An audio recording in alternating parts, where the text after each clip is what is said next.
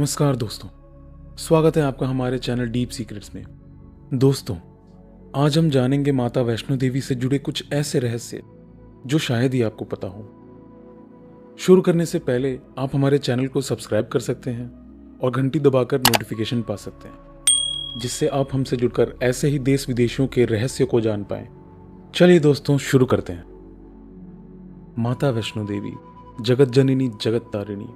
माता के दर्शन मात्र से ही सारे भक्तों के दुख, कष्ट, पाप सब कट जाते हैं। माता के दरबार में झोली फैलाने वाले को माता कभी खाली हाथ नहीं जाने देती। आपने भी जरूर माता वैष्णो देवी के मंदिर में अपनी हाजिरी लगाई होगी, दर्शन किए होंगे। चलिए आज हम आपको 10 ऐसे रहस्य बताते हैं जो माता वैष्णो देवी से जुड़े हैं। वैष्णो देवी का जन्म। हिंदू महाकाय के अनुसार मां वैष्णो देवी ने भारत के दक्षिण में रत्नाकर सागर के घर रामेश्वर तट पर जन्म लिया था। उनके माता पिता लंबे समय से निसंतान थे। उसी प्रांत माता वैष्णो देवी ने रत्नाकर सागर के घर में जन्म लिया। देवी के जन्म से एक रात पहले रत्नाकर सागर ने वचन लिया था कि बालिका जो भी चाहे उसकी इच्छा के रास्ते में वे कभी नहीं आएंगे। मां वैष्णो देवी को बचपन में त्रिकुटा नाम से बुलाया जाता था। बाद में विष्णु के वंश से जन्म लेने के कारण वे वैष्णवी कहलाईं।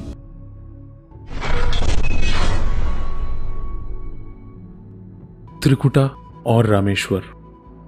रत्नाकर सागर की पुत्री देवी त्रिकुटा को जब 9 वर्ष की उम्र में पता चला कि भगवान विष्णु ने राम के रूप में जन्म लिया है, तब देवी त्रिकुटा ने राम को पति रूप में पाने के लिए तपस्या शुरू कर दी। सीता हरण के बाद जब राम और त्रिकुटा की पहली मुलाकात हुई, तब देवी त्रिकुटा ने राम को पति रूप में पाने की इच्छा प्रकट की। तब भगवान राम ने त्रिकुटा को कहा, मैंने इस अवतार में एक पत्नी व्रत रहने का वचन लिया है। मेरा विवाह सीता से हो चुका है, इसीलिए मैं आपसे विवाह नहीं कर सकता।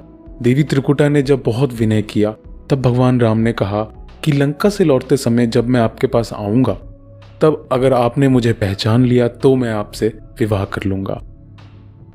श्री राम अपना वचन निभाने के लिए लंका से लौटकर त्रिकुटा के पास आए, लेकिन भगवान राम की माया के कारण त्रिकुटा उन्हें पहचान न सकी। त्रिकुटा के दुख को दूर करने के लिए श्री राम ने कहा कि देवी, आप त्रिकुटा पर्वत पर स्थित गुफा में जाकर मेरी प्रतीक्षा कीजिए। कलयुग में जब मेरा अवतार होगा तब मैं आपसे विवाह कर लूंगा। तब तक महावीर हनुमान आपकी सेवा में रहेंगे। इसी प्रकार भगवान राम के आदेश के अनुसार आज भी वैष्णो माता प्रतीक्षा कर रही हैं और अपने दरबार में आने वाले भक्तों के दुख दूर कर उनकी झोली भर रही हैं।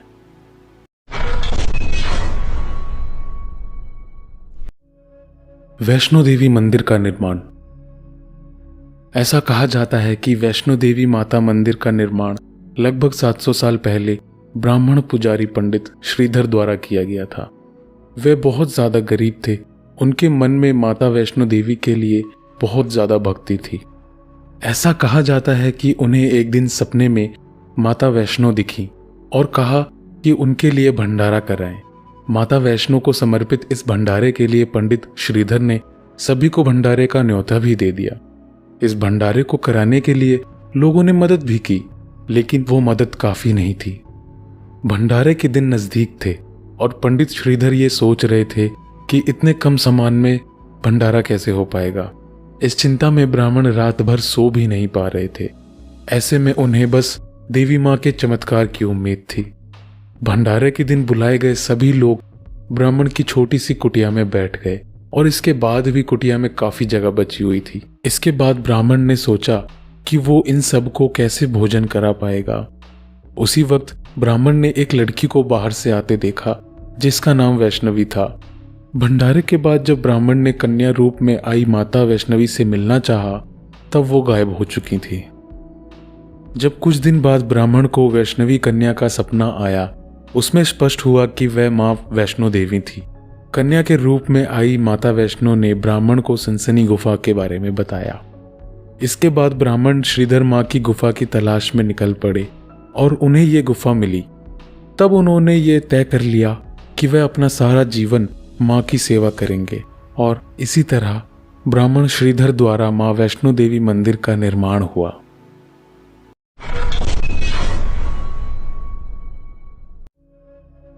वैष्णो देवी मंदिर की 2 गुफाएं।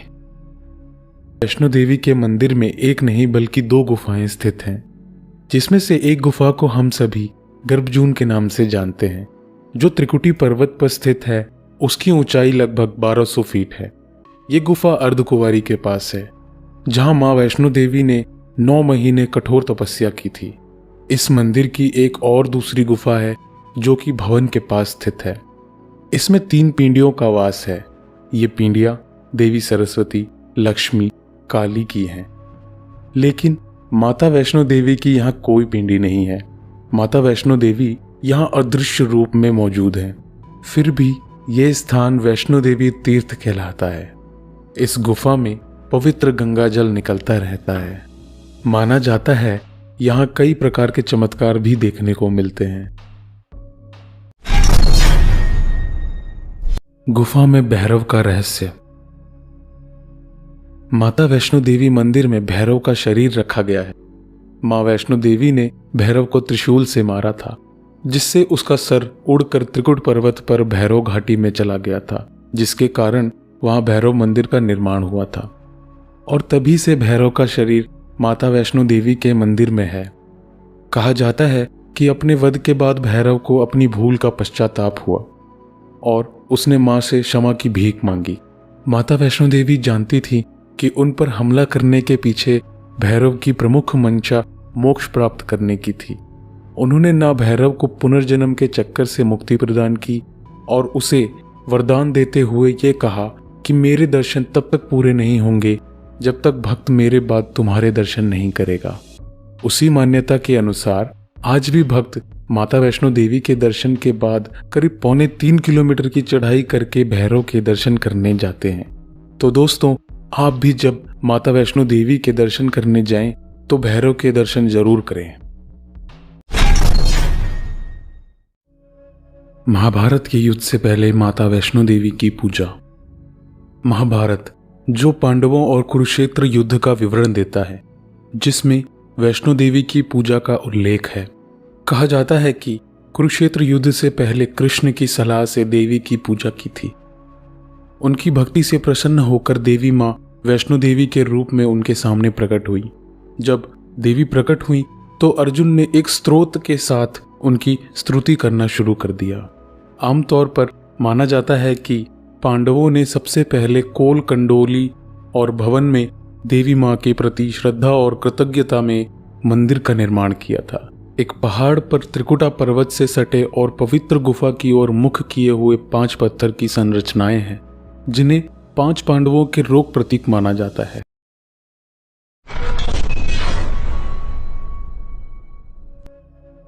गुरु गोविंद सिंह द्वारा किया गया वैष्णो देवी का दौरा।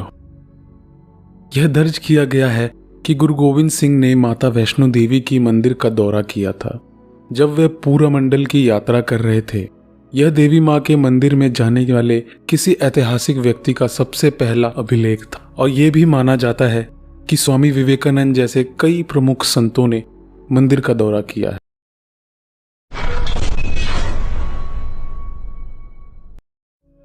राजस्थान की वैष्णो देवी। अर्बुदा देवी राजस्थान की वैष्णो देवी मानी जाती हैं। मां कात्यायनी का है रूप उनका। जिले में स्थित राजस्थान के एकमात्र पहाड़ी इलाके माउंट आबू में नक्की झील के निकट ही ऊंची पहाड़ियों में माता का भव्य मंदिर है। सालों से चैत्र नवरात्र हो या श्राद्ध नवरात्र हो, यहाँ पर दर्शनार्थियों का सैलाब हमेशा उमड़ आता है।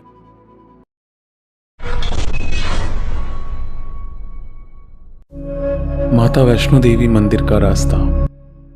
बताया जाता है कि माता के दर्शन के लिए जिस रास्ते का इस्तेमाल किया जाता है वह असल में एक प्राकृतिक रास्ता नहीं है, बल्कि यहाँ आने वाले श्रद्धालुओं की बढ़ती संख्या देखते हुए 1977 में इस रास्ते का निर्माण करवाया गया था।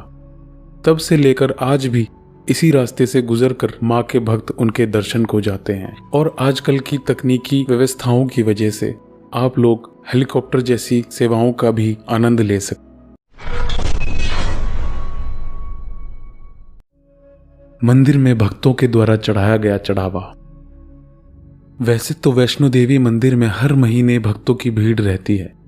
चाहे गर्मी हो, बरसात हो, ठंड हो, चाहे कैसा भी मौसम हो, भक्तों की भीड़ माता के दर्शन के लिए हमेशा रहती है। लेकिन नवरात्र शुरू होते ही मंदिर में भक्तों की भीड़ 10 गुना बढ़ जाती है। माता वैष्णो देवी के दर्शन के लिए भक्त दूर दूर से आते हैं और नवरात्र में वैष्णो देवी मंदिर की रौनक कुछ ज़्यादा ही बढ़ जाती है। भक्तों द्वारा प्रसाद का दान आदि चढ़ाया जाता है। लेकिन आज हम आपको बताते हैं कि आखिर माता वैष्णो मंदिर में हर वर्ष लगभग भक्तों द्वारा कितना चढ़ावा चढ़ाया जाता है। माता वैष्णो देवी का मंदिर 5वां सबसे अमीर मंदिर है, जहां हर वर्ष लगभग 500 करोड़ की राशि भक्तों द्वारा चढ़ाई जाती है। अब आप अंदाजा लगा सकते हैं कि इस मंदिर का देश में ही नहीं पूरे विश्व में क्या महत्व है। तो दोस्तों, आइए मिलकर बोलते हैं जय माता दी। अगर आपको ये वीडियो पसंद आई हो तो लाइक कर दीजिए और सब्सक्राइब भी कर दीजिए, और नीचे कमेंट सेक्शन में ज़रूर बताइए कि आपको ये वीडियो कैसी लगी। धन्यवाद दोस्तों, फिर मिलते हैं ऐसे ही किसी वीडियो में।